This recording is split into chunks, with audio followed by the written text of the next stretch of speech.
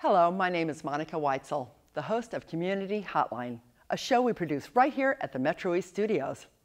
On Community Hotline, we shine a spotlight on some really interesting local nonprofit groups doing great things in our community. Tonight's show begins with Oregon Tradeswomen Incorporated. If you're a woman interested in a career in the trade industry, please stick around to find out how Oregon Tradeswomen can support you on that path. Next, we talk with Robert Peterson, director of the Columbia Gorge Interpretive Center Museum. The Columbia Gorge is one of the most beautiful places, not only in the Pacific Northwest, but in the world. So don't go away. Community Hotline is coming right up.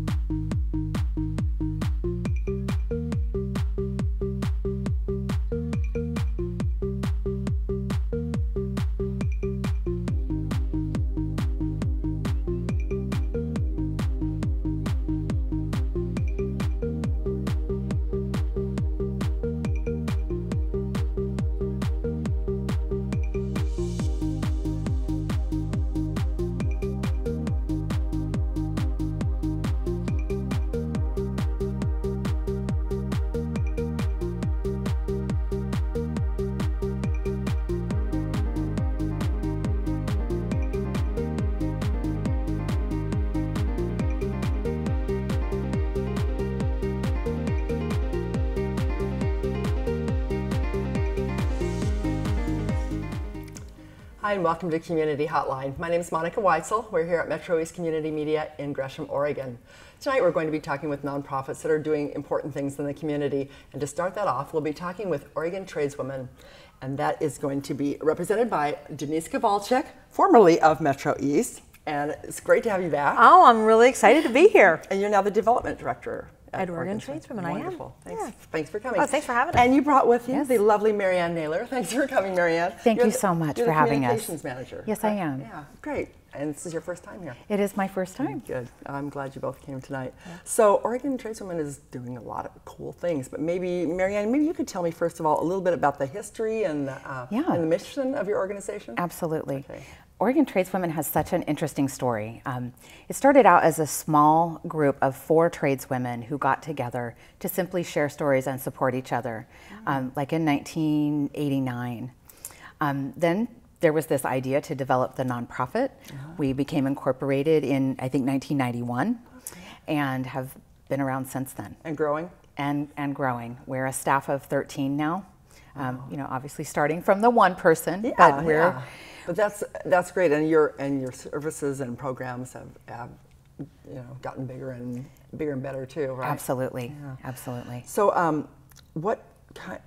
I understand there was some big announcement that was going on too. Yes, huge announcement. Yes, so I'm the new girl, so I'm using my notes, okay, and I'm not going to apologize for that because I don't want to mess anything up. So we just announced that we were named the 2015 Neighborhood Builder Partner by Bank of America. So we received about $200,000. No, we're going to receive $200,000. $100,000 this year, another $100,000 next year to help us really grow a robust metals and manufacturing program. That's great. So we're really excited. We just announced that this week. So we got a lot of great work to do over the next year to talk about that program and get that program developed and integrate it into the other programs that we'll be talking about in just a few moments. But what was really exciting about this is that there's about 87,000 jobs in the manufacturing sector, and payrolls hit about almost like $7 billion. Yes, that's $7 billion. A lot of money to be made. Right, Portland metro area. And some of the advanced careers in manufacturing, you can earn like 80 grand a year. So these are very high earning jobs that we want to just bring into our umbrella to help women make living wages. How many women are in that industry, that particular one, do you know? I don't have an exact statistic. I know that it's more than the construction industry. The construction industry nationwide, women are only, well, they're actually just slightly under 3% of that entire workforce. Wow. But in Oregon, thanks in part to Oregon Tradeswomen's work, we're almost 6%. Yes. So nice. We're the national leaders in that area. That's great. So you have different programs. So, and this will be a brand new one then, is that right? Or is it you have it on a small scale now? Well, it's just being developed. We'll be working with an advisory committee with industry leaders and community leaders to create the program and integrate it into our Pathways program that we'll talk about in just a few moments, which really introduces women to the overall trades. But I mean, do you want to just jump into what we got going on here? Yeah, and you brought some pictures too, yes. didn't you? Maybe we should just take a look at those, and maybe you can tell us what can we're looking at. Sure. Yeah, and then maybe some of those will reflect what you're doing, some of your programs. So, let me guess. That was down at Vigor Industrial. That was great fun. I had the pleasure of being there. I'm the one in the shadow under the balloons there. That's all like you, Denise. But what was so fabulous, that cruise ship was being serviced there in the dry docks. I had never been down there. That's right on the river. University of Portland's over there behind us. But there we were, getting the check with the leaders over there, Bank of America, and our fabulous tradeswomen. I can't recite all their names off the top of my head, but they just came down to get this great photo as we got this check for $200,000. Isn't that fun? And that's a nice check. That is a nice check. Oh, is this the career fair or the Building Girls? This is actually from our Building Girls summer camps, and this is at the middle school girls camp a couple of years ago. This is one of my very favorite images. I think it captures the spirit of this program. I love the girl in the back with her hands on her hips. She's totally supervising she's supervising. She's getting ready to be a foreman. I know, you can see it. Oh, cute. And a couple of other girls in a previous summer camp as well. Just having a great time squaring the corners of, I believe that's a raised garden bed that they were building. That program teaches girls basic building, teamwork, how to work together and communicate. They also, our instructors have this wonderful game that they play to teach construction math, fractions, adding fractions. So they have a really fun time together. Taken something like that. And we're going to be announcing our camp dates later on this month on our website. Okay. So if anyone knows of a gal between, what are the camp ages? Middle school and high school age. Like if you're entering middle school, 6th grade through. Might be great fun for summertime. And then there's also a couple of other things in the Building Girls program. There's the work crew. And that's for girls from 18 to 24, a little bit older. And they get some on-the-job sort of like work experience, and they get a small stipend to learn that. Nice. And that happens, that's going to be happening June 15th through July 10th this summer. And that's going to be great fun. Yes. And then the other thing that we do is the girls' construction clubs. And are they in Benson right now? Is that what these girls will be doing, do you think? Or is that, that's another is that in the summer camp photo. Summer camp, yeah. It's like such fun. Yeah. That was a playhouse that they built, and it was donated to Cafe Au Play. That's another component of this camp, is the girls work collaboratively to build a structure, whether it's a garden shed or a playhouse, and they donate it somewhere, so they get so this they're learning that philanthropy. Too. Yeah, kind of that's thing. great. Yes. I think in the last, was it the last construction club at Wilson High School. So it's all high schools, the construction clubs? Yes. Okay. They did a project making wooden toys for Raphael House. Oh. So it's just a really amazing program. Great. I like that, the combination of learning the skill and then the giving back. Absolutely. Yeah, that's great. Do you have a lot of community partners that you work with? We indeed we do. Yeah. Lots of organizations we work with. In fact, as part of our Pathways program, we have this pre-apprenticeship class. It's a 7-week state certified program for adult women who want to get into the construction trades. As Denise said earlier, the class really introduces women to a variety of trades. So it's in general in focus, but they do get specific classroom learning, hands-on. To something they had no idea was even a career. Exactly. Like I didn't know I could be a sheet metal worker or a cement mason.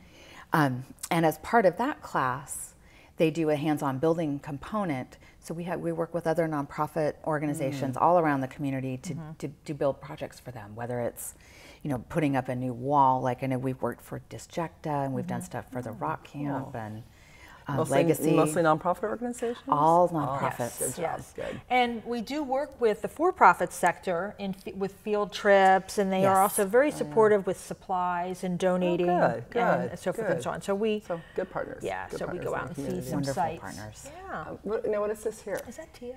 That is Janetta. Janetta. And she is Oregon's first journey level cement mason. Really?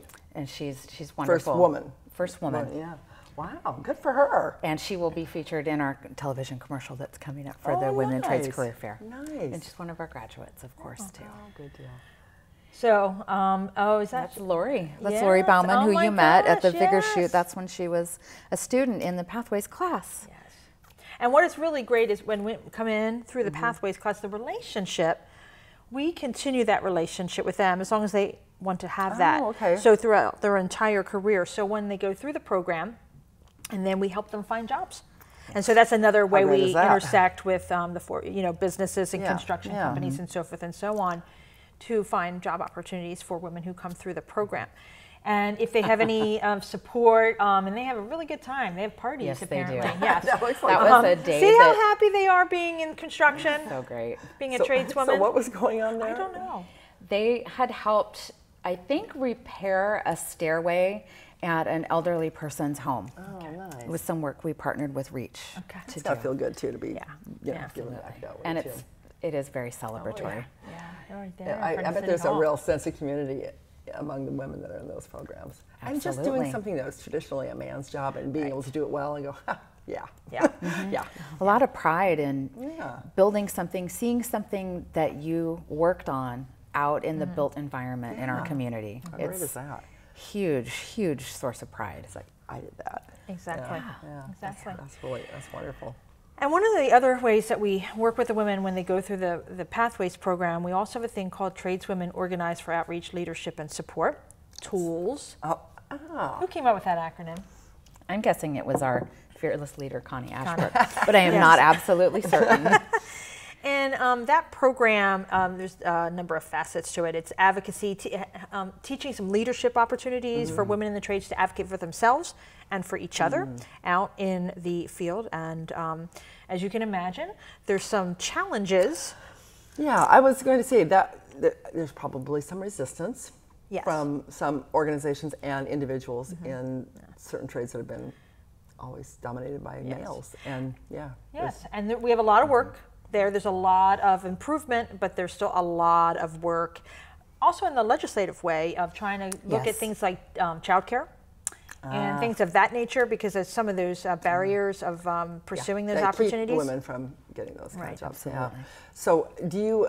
So you do some advocacy, and Yes. you help the women learn how to deal with that. Do you do education at all, like with the businesses or organizations? Is that become part of that, or is maybe in the future? We're looking at ways to engage with them more, to create more systematic change within the unions? industry. I don't know who you would go through. Well, you know, we but- work with unions and non-union shops and across the board. We have a lot of partners in all the various sectors of industry.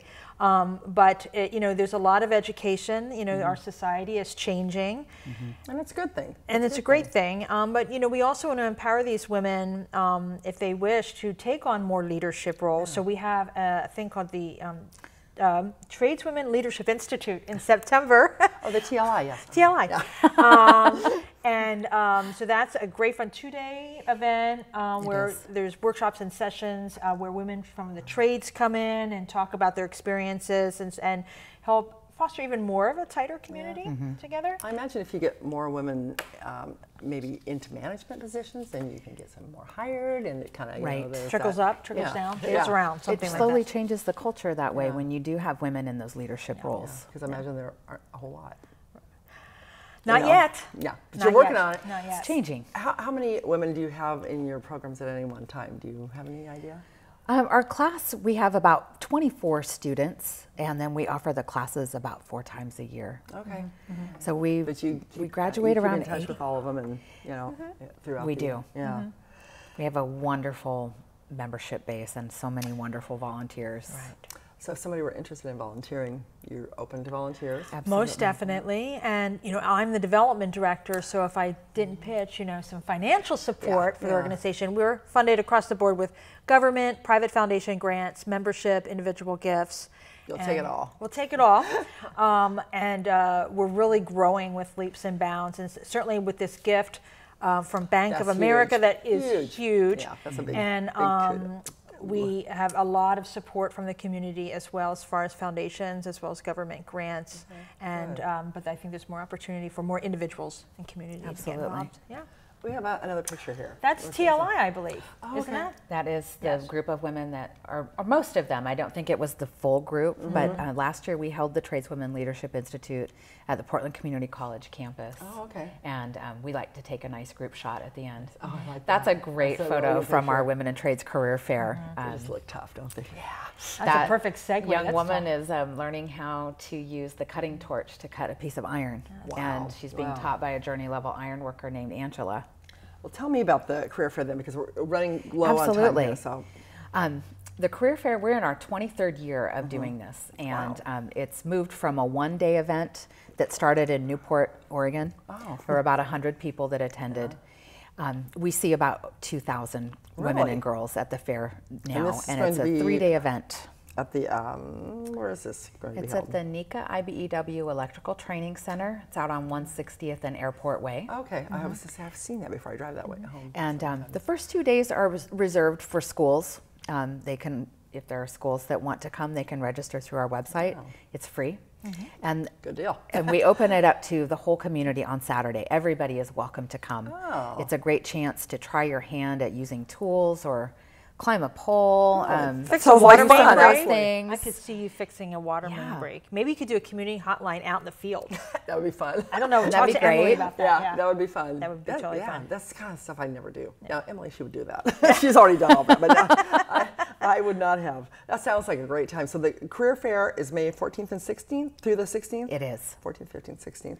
And we can go to the website to get information about that. And then and Pathways to Success information session. I know you have another one coming up on March 26th, right? We do. Okay, good. Any last words before I let you go?